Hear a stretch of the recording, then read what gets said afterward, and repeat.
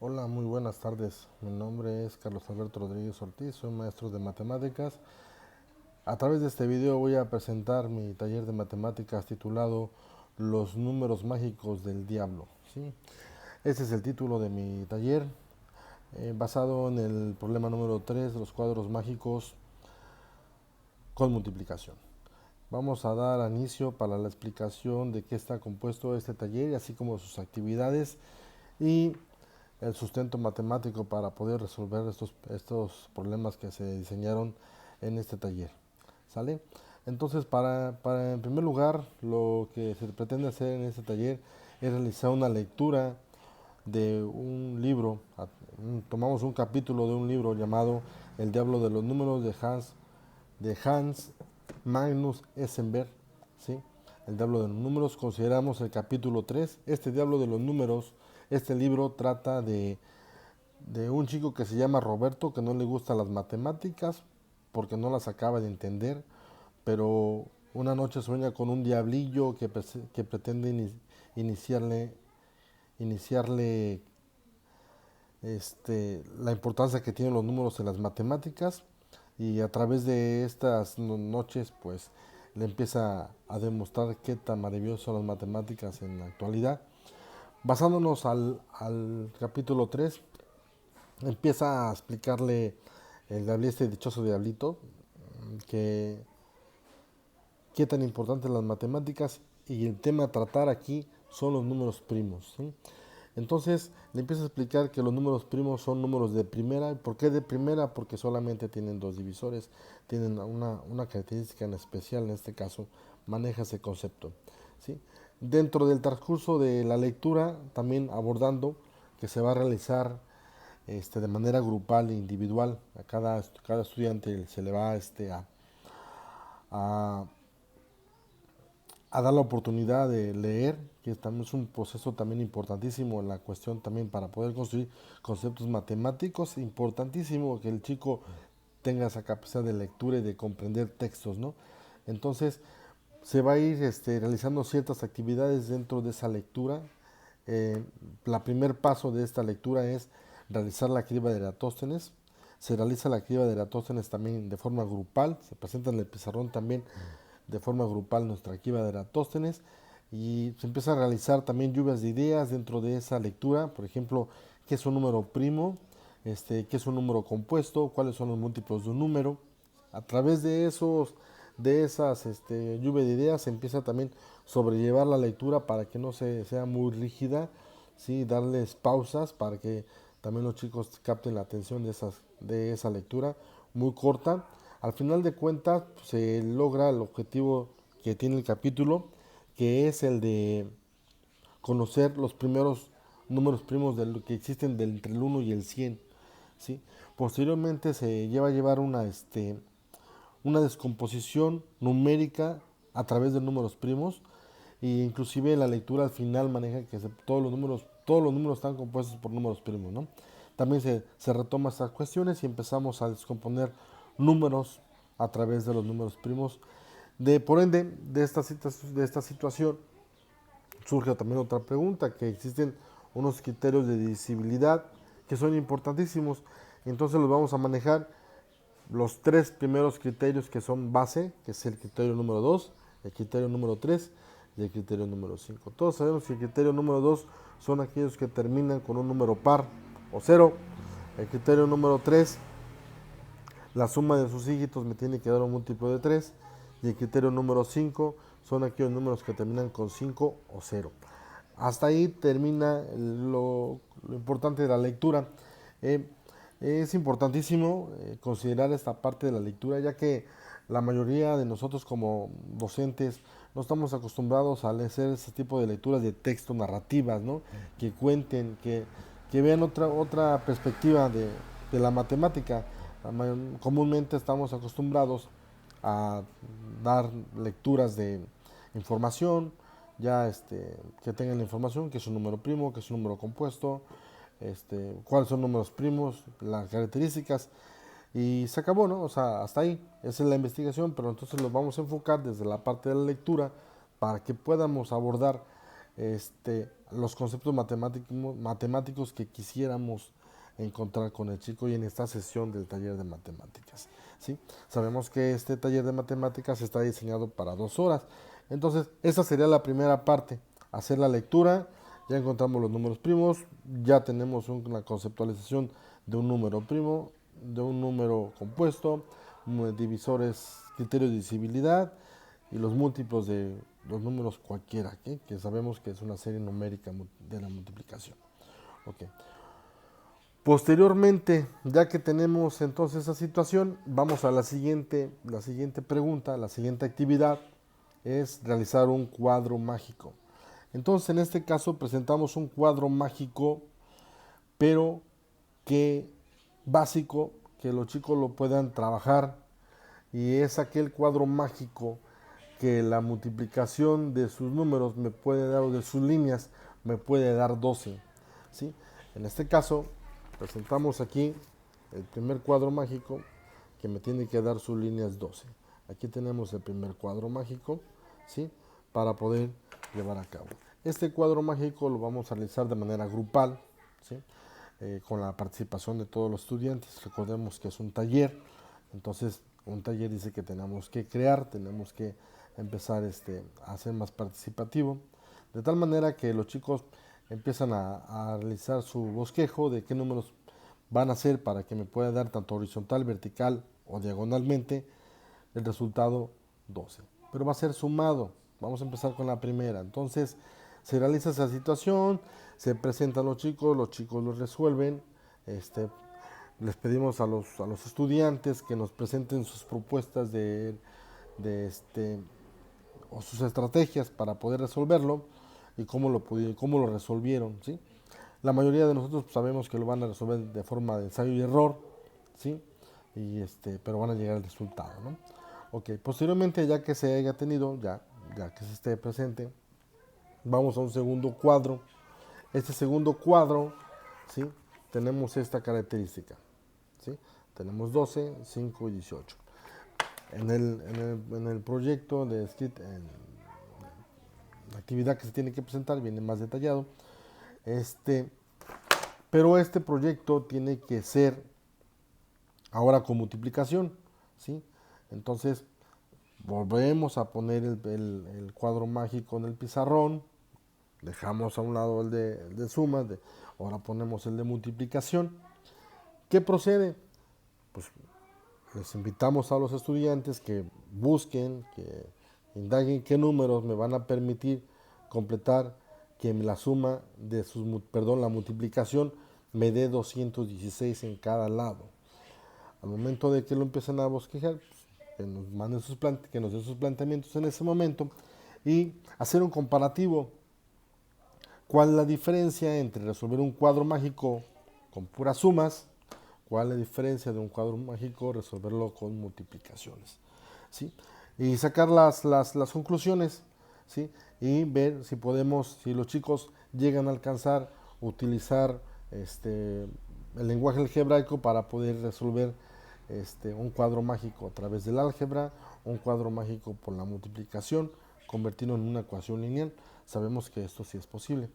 Posteriormente de que los chicos empezaron y encontraron las diferencias que existen entre un cuadro mágico, resolverlo por la suma y resolverlo por la multiplicación, ahora nos vamos al siguiente paso, ¿sí?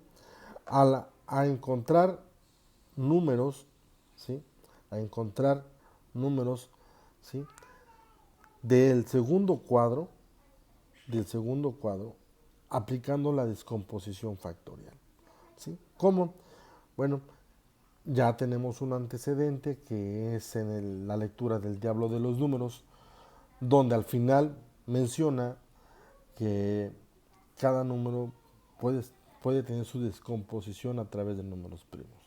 Hacemos ejemplos, por ejemplo, ponemos un ejemplo que sea 100, ya habíamos mencionado los criterios de divisibilidad, empiezan a descomponer. En este caso tenemos 9 números en este cuadro y esos 9 números son, lo voy a poner aquí, es 9, 12, 2, 36, 6, 1, 3, 4 y 18.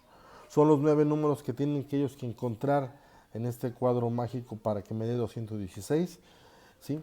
Entonces, van a descomponer, son números muy pequeños, ¿sí? Pero el objetivo es que encuentren la descomposición factorial, ¿sí? Y ejemplo, aquí tenemos aquí en este caso, ¿sí? Se alcanza a ver, ¿sí? Tenemos en este caso, si ustedes observan, el 6 y cómo va a ir colocado el 2 por 3, 6. Cada cuadro del centro le corresponde un número. 2 por 3 son 6, que me va a dar 6. Y así van todos los números para que puedan ellos identificarlos. Esos números que están en los productos, un cuadro multiplica 2 por 3 son 6, a cada número le corresponde un cuadrito. Pero para poderlos encontrar y saber qué números tendría que ser la descomposición de cada número. En este caso, por ejemplo, el 9. Sus dos múltiplos, o sus dos números primos, perdón, son 3 por 3, 9. Entonces colocamos el 3 y el 3 del otro lado también.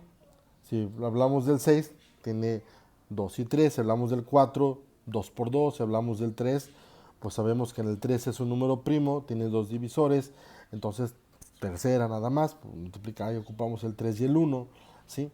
El 18 sabemos que tiene, ahí ya tiene varios. Entonces, él debe también de checar, identificar qué números va a colocar en cada cuadro, ¿no? Y que también le debe de cuadrar, ¿sí? La multiplicación en esos números, ¿sí? En esos cuadros. Eso sería la última actividad. Posteriormente, pues dentro de esa situación, ya que se realizó eso y se presentó de igual manera en el pizarrón y los planteamientos que los chicos realizaron para poder encontrar sus resultados, ¿sí?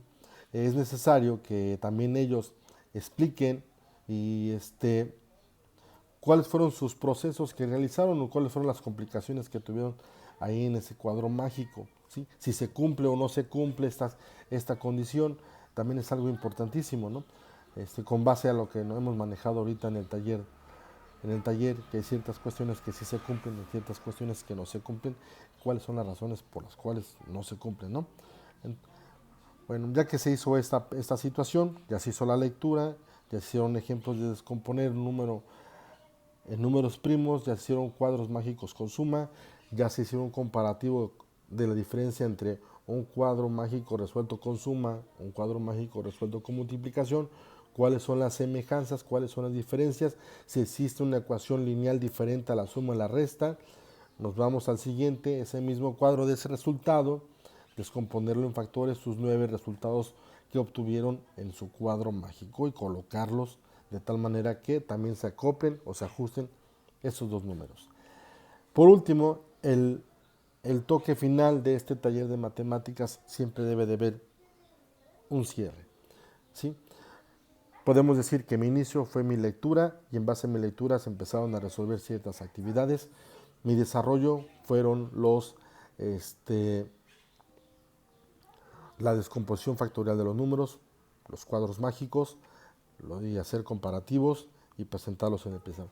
El tercer y el cierre, importantísimo en cada sesión, en cada sesión del taller de matemáticas. ¿Cómo voy a cerrar y cómo voy a saber que mis estudiantes alcanzaron a construir su concepto matemático? ¿Sí? No podemos decir, ok, ya se acabó la clase, no. La actividad a realizar es, en este caso, hacer una carta. Hacer una carta a un amigo, ¿sí? En esa carta a un amigo les vamos a dar un tiempo de 10 minutos, 15, ¿sí? En el cual el estudiante redacte y escriba con sus propias palabras qué es lo que entendió en esta sesión, qué fue lo que, qué concepto matemático, ¿sí?, entendió. Que le escriba a un compañero la carta, ¿sí?, que me escriba qué es un número primo, qué es un múltiplo, cuáles son los criterios de divisibilidad, ¿sí? Puede poner inclusive las diferencias que hay entre el cuadro mágico, entre uno de una suma y entre uno de una resta, ¿sí? Todo lo que aprendió en estas 2 horas de esta sesión del taller de matemáticas. Ese va a ser el punto final y medular para que nosotros como docentes sepamos si el estudiante construyó su propio concepto matemático, y realmente ahí podemos también observar, ¿sí?, qué, qué problemáticas el estudiante tuvo dentro de este proceso de 2 horas para poder hacer estos cuadros mágicos con multiplicación, ¿sí? Entonces, pues resulta que ya los estudiantes ya hicieron sus cartas, todos hicieron sus cartas, pusieron ahí los conceptos, sus detallitos por ahí que tuvieron sus dificultades. Se intercambian las cartas entre los estudiantes, y al final hacemos una mesita, una mesa redonda, donde exponemos nuestros temas para poder cerrar, ¿sí?, esta sesión. Les pedimos que si alguien gusta de participar en la cuestión de leer la carta que le entregó su compañero o la carta que él escribió, va a ser muy abierto, unas 3, 4 participaciones para poder cerrar y unificar conceptos, y más que nada que tengan su propia perspectiva y su propio concepto matemático, que es lo más importante, ¿sí? Que no se lleven nada más lo que dice el libro, sino que ellos mismos puedan construir ese concepto matemático y quede ahí ese aprendizaje para posteriormente ocuparlo en otras cuestiones de la matemática. ¿Ok? Se exponen entonces estas situaciones, escuchamos las participaciones de sus compañeros, y al final es muy importantísimo que nosotros como docentes también preguntemos a los estudiantes qué les pareció esta sesión, si hay que mejorar algo, si existieron dudas, poder aclarar este panorama. Eh, Esta es una forma la cartita es una forma de autoevaluación para él mismo, sin necesidad de que se sienta, haya un juicio numérico del aprendizaje. Importantísimo hacerlo sentir que es un taller que va a aprender, pero también que necesitamos saber si realmente él aprendió, y que es importante posteriormente de esta sesión mejorarla, ¿sí? No podemos decir que está a la perfección. Toda sesión debe de estar mejorarse día tras día. No podemos aplicar la misma sesión. Siempre van a existir detalles que tenemos que mejorarles o tenemos que cambiarle, ¿sí? Esa es una de las cuestiones que también es importantísimo tener, y esto es la sesión de matemáticas de este taller de cuadros mágicos, ¿sí? Hago remarco, importante manejar la lectura en un taller de matemáticas, que los estudiantes tengan la participación más, porque es un taller de matemáticas, ¿sí? Que ellos mismos busquen sus estrategias, que ellos que nos expongan sus